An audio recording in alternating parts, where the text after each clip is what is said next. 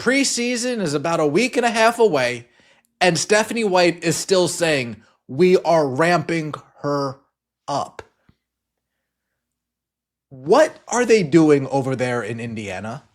What is the training staff doing? What is the physical recovery staff up to? Ooh. It's almost as if you're playing. July 15th, 2024. That's the last time Caitlin Clark played in an Indiana Fever uniform. And here we are, 10 months later, with preseason starting in a week, and head coach Stephanie White is still using the same phrase she's been recycling since July. We're ramping her up. At some point, you have to ask yourself what exactly they're ramping her up from, because the math isn't mathing here. Once. Why are we acting like she is a 40-year-old coming off an ACL tear? If we're ramping her up from an injury that happened July, June, May, who knows? You guys lied to us so much about Caitlin Clark's injury. Is it the quad that we're ramping her up from? Is it the groin that we're ramping her up from? Is it the ankle that we're ramping her up from? Is it all of the mental abuse on the hands of your organization that we're ramping her up from? This is where it gets uncomfortable. Clark is 25 years old. She's had one significant injury in her entire basketball career. One. And yet the Indiana Fever is treating her like she's a 38-year-old veteran coming off her third ACL reconstruction. The organization couldn't even keep their story straight about what injury she actually had. Was it the quad, the groin, the ankle? They changed the narrative so many times that nobody knows what to believe anymore. But here's what we do know. Caitlin Clark just dominated the FIBA World Cup qualifiers, took home MVP honors, and looked completely healthy doing it. So either she miraculously healed overseas, or the Fever has been lying to us for 9 months straight. Let's have a little bit of fun, shall we? Let's have a little bit of fun. Indiana Fever are welcoming their rookies to their dorms. This is what the gift basket looks like for one Justine Pissot. This is what they got for her. We got a couple boxes of seltzer. We got an Indiana Fever gift bag from last year.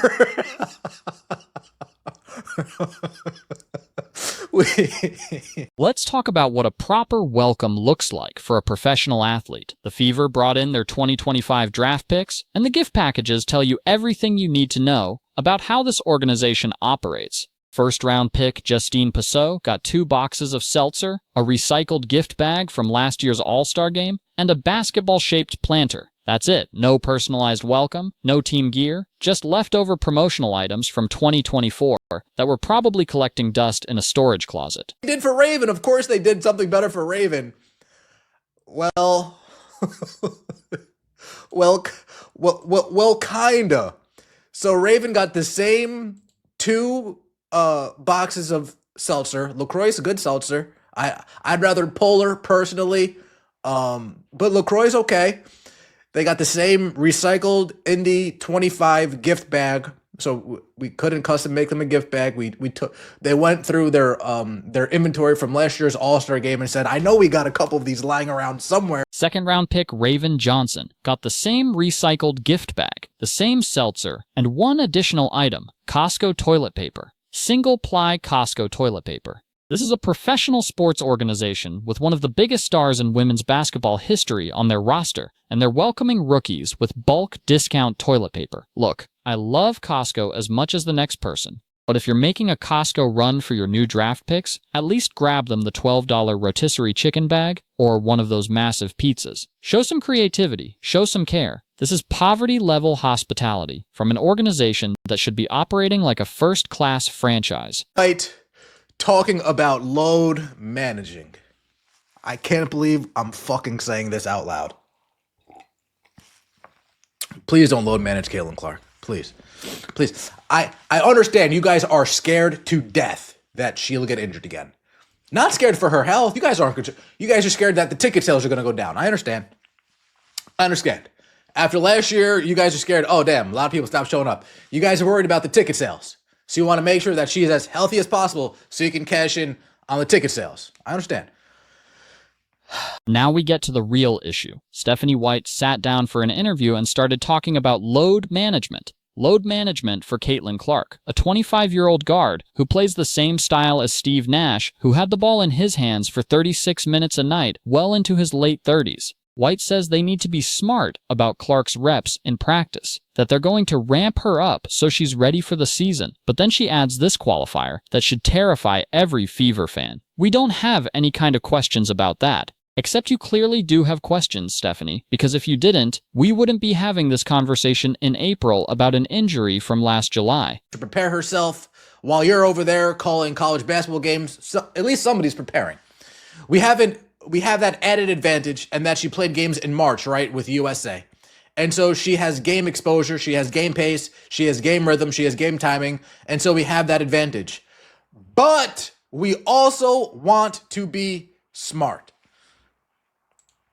She doesn't need every rep in practice. Like, we want to continue to ramp her up. What are we ramping her up for? What are we ramping her up from? An injury that happened 9 months ago at this point? 8 months ago? She's 20. Here's what load management actually means in this context. The Fever went out and signed 17 guards this offseason. 17. And now we know why. They're planning to limit Clark's minutes in practice, limit her ball handling responsibilities during games, and have her playing significant stretches at small forward instead of point guard. Think about that for a second. You have a player who sees the game like Steve Nash, shoots like Steph Curry, and has the court vision to average 12 assists per game in her sleep. And your coaching strategy is to take the ball out of her hands and have her stand in the corner. That's not load management. That's organizational malpractice. And so we want to be smart in camp and make sure, I don't want to say ease her into it because she's ready for camp, but we want to make sure that we manage the reps and what kinds of reps she's getting just to build her up so that she's ready to go, and we don't have any kind of questions about that. So you guys have questions about whether she's ready to go for the season? Am I reading this right? You guys are questioning whether she can get through a full camp without being injured again? Really? Is this why we went out and got 17 guards? So they all can just take her reps in practice and take her reps in preseason?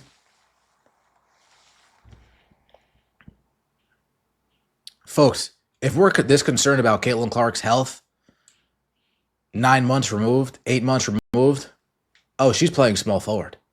The comparison to NBA point guards is important here because it exposes how absurd this approach really is. Steve Nash played 34 minutes per game at age 38. Jason Kidd was logging 33 minutes at age 40. Chris Paul, at 39 years old right now, is still playing 26 minutes per game and has the ball in his hands for most of those possessions. These are players who had the same playing style as Clark, who relied on court vision and passing rather than pure athleticism, and they played deep into their careers without this kind of coddling. Magic Johnson averaged 36 minutes per game in his age 31 season after coming back from retirement, and the Indiana Fever is worried about giving Caitlin Clark full practice reps at age 25. Look at it. Steve Nash with Steph Curry type aggression. If Steve Nash was as aggressive as Steph Curry was, Steve Nash is averaging 25 and 12, easy. Easy in the NBA. You know how many three-point shots Steve Nash passed up on a game-in, game-out basis? You know how many times he would keep his dribble alive underneath the basket when he had a layup, but he'd much rather find the open shooter? If Steve Nash had the same aggression that Steph Curry had, that's Caitlin Clark right there. Not with the range, but you guys get the point. Then White pivots to talking about Raven Johnson, their second-round pick from South Carolina, and the praise is interesting because of what it reveals about the organization's priorities. White emphasizes that Johnson played for Dawn Staley, one of the best point guards of all time, that Johnson has been challenged and coached at a high level, that she knows what it means to compete and win. All of that is true. Raven Johnson is a winner. She lost only 11 games in her entire high school and college career combined. That's an absurd winning percentage. But here's the problem. The Fever isn't talking about how they're going to use Johnson. They're not discussing her role in the offense or how she fits into their defensive schemes. They're just celebrating that she played for a legendary coach and has a winning pedigree. Very interesting. We're talking about Raven Johnson here. I wanted to give you a chance to kind of add on to something that I saw you saying this week and when you were talking about the draft and just the players coming out and the coaching they got from Dawn Staley. And I could tell that you have great respect for the way she prepares her players, not just maybe the style in which they play, but also the discipline that they have to have. I talked to Kelly a little bit about this, but how much for you also do you factor that in when you're bringing a player in terms of the background that they have had, that they've been coached? Dawn Staley's never had a player that she's recruited as a guard be an all-star. This is wild. Yeah, I think we have to think of. This is the same organizational philosophy that got the Fever in trouble last season. They prioritize intangibles over tangible skills. They value culture and coaching over actual basketball strategy. And most importantly, they make decisions based on fear rather than confidence. The fear is obvious when you look at their off-season moves. They signed 17 guards because they're terrified of Clark getting injured again. They're implementing load management because they're scared of ticket sales dropping if she misses games. They're playing her at small forward because they're worried that having the ball in her hands too much will lead to another mysterious injury that they'll lie about for 9 months. Every single decision the Indiana Fever has made this offseason is rooted in fear. Fear of injury. Fear of criticism, fear of making bold choices that might backfire. And you cannot build a championship organization when fear is driving your decision-making process. Let's break down what ramping up actually means in a professional sports context, because the timeline here is crucial. Caitlin Clark's last game in a Fever uniform was July 15, 2024. The organization claims she had an injury, though they changed the diagnosis multiple times. Let's be generous and say the injury occurred in early July. That means by April 2025, we're looking at 9 to 10 months of recovery time. 9 months is longer than the recovery period for most major injuries in professional basketball. ACL reconstruction typically requires 6 to 9 months. A torn Achilles takes 9 to 12 months, but that's a career-altering injury that requires surgical intervention and extensive rehabilitation. High ankle sprains, which can be severe, usually need 8 to 12 weeks. Even a significant quad or groin strain, which the Fever mentioned at various points, typically heals within 6 to 8 weeks with proper treatment. So what exactly is taking 10 months to ramp up from? The only logical explanations are either the injury was far more serious than the organization admitted, or there was no significant injury at all, and this is purely about load management disguised as injury recovery. But here's where the Fever's story completely falls apart. Caitlin Clark played in the FIBA World Cup qualifiers in March 2025. Not only did she play, she dominated. She took home MVP honors, she showed no signs of injury, no hesitation in her movement, no limitations in her playing time. She looked like the same player who took the college basketball world by storm. If she was healthy enough to compete at the international level in March, why does she need to be ramped up in April for a season that starts in May? The timeline doesn't make sense unless you understand what's really happening here. The Indiana Fever is implementing a load management program for a 25-year-old player, but they can't call it load management because the fan base would revolt. So instead, they're extending the injury narrative as long as possible, using vague language about ramping up and being smart to justify limiting her practice time and playing time. This is the same organization that couldn't keep their injury diagnosis straight. First it was a quad injury. Then it became a groin issue. Then there were whispers about an ankle problem. The inconsistency in their messaging reveals that they were never being honest about the severity or even the nature of the injury. They were buying time and hoping fans wouldn't notice the contradictions. Now look at how Stephanie White talks about the 44-game season and the heavy cadence of games per week. She's setting up the justification for resting Clark during back-to-backs or limiting her minutes in games that aren't considered crucial. But this approach fundamentally misunderstands what made Caitlin Clark great in the first place. Clark's game isn't built on athleticism that degrades with heavy minutes. She's not a player who relies on explosive first steps or above-the-rim finishing. Her game is built on court vision, basketball IQ, shooting touch, and the ability to control pace. Those skills don't diminish with playing time. If anything, they improve when she has the ball in her hands more often because she gets into a rhythm and starts to control the flow of the game. The Steve Nash comparison is perfect here because Nash's game aged beautifully, precisely because it wasn't dependent on physical tools. Nash won back-to-back MVP awards at ages 31 and 32. He made first-team All-NBA at age 34. He was still an elite point guard at age 37. And he did all of that while playing 33 to 36 minutes per game and having the ball in his hands for the majority of those minutes. Caitlin Clark is 25 years old. She's 12 years younger than Nash was during his first MVP season. And the Fever is already talking about managing her workload like she's approaching the end of her career, instead of just beginning it. The decision to have Clark play significant minutes at small forward is particularly baffling when you understand her skill set.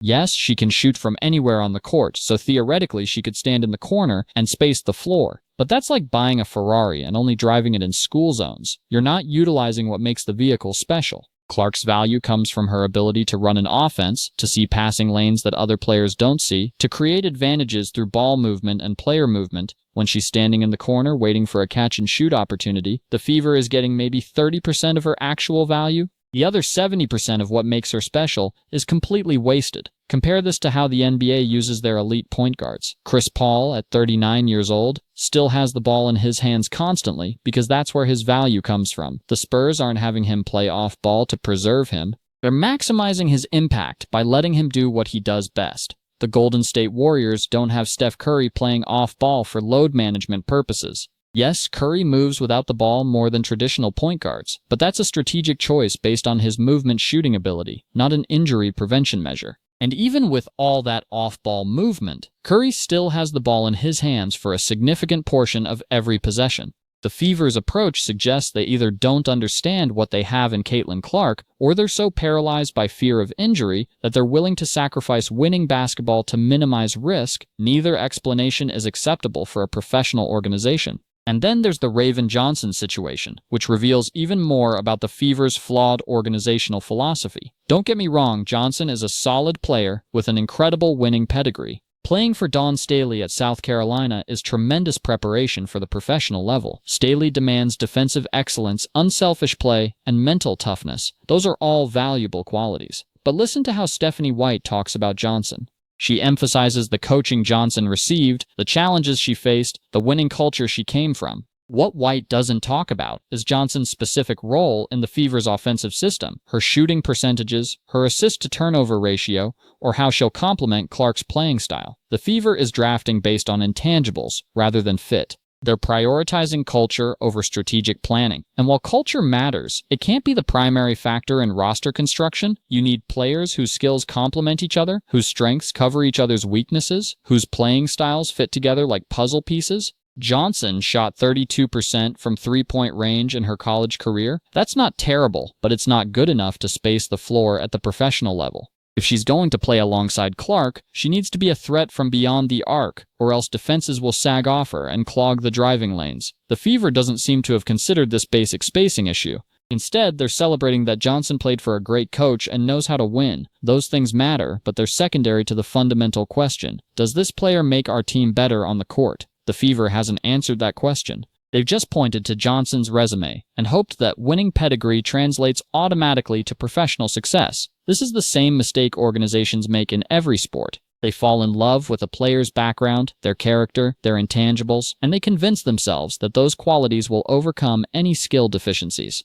Sometimes it works, usually it doesn't. The broader issue here is that the Indiana Fever is an organization that doesn't know how to build around a generational talent. They have Caitlin Clark, a player who comes along once in a generation, and their response is to limit her impact, surround her with players who don't fit her style, and implement load management strategies designed for aging veterans. Imagine if the Phoenix Suns had done this with Steve Nash. Imagine if they'd said, Steve's court vision is amazing, but we're worried about injuries, so we're going to have him play off-ball for 40% of his minutes and limit his practice time. The 7 seconds or less Suns would never have existed. Nash would never have won back-to-back MVPs. The entire trajectory of that franchise would have been different. Or imagine if the Warriors had load-managed Steph Curry from age 25 because of his early ankle injuries. No dynasty, no championships, no revolution in how basketball is played. Just a lot of wasted potential and what-if conversations. That's the path the Fever is heading down right now. They're so focused on protecting Caitlin Clark that they're preventing her from reaching her full potential.